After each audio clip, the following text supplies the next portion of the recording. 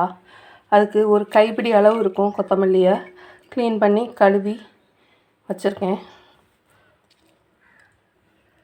ஒரு பச்சை மிளகா, 4 பல் பூண்டு, ஒரு சின்ன துண்டு இஞ்சி, ஒரு சின்ன துண்டு தேங்காய். தேங்காய் வந்து உங்களுக்கு விருப்பம்னா போடுங்க, இல்லைன்னா விட்டுறலாம். போடணுங்கிறது கிடையாது, உங்கள் விருப்பம் தான். அப்புறம் இந்த எடுத்து வச்சுருக்க கொத்தமல்லி,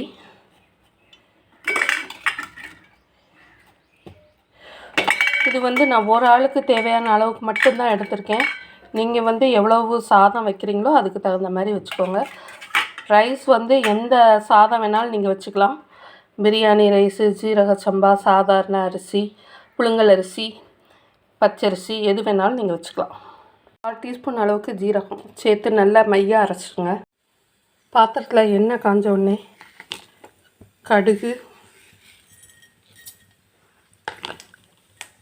பொரிஞ்ச உடனே இங்கே வந்து உளுந்தம்பருப்பு, கடலைப்பருப்பு, வேர்க்கடலை 3 வச்சுருக்கேன். இதோட போட்டுடலாம்.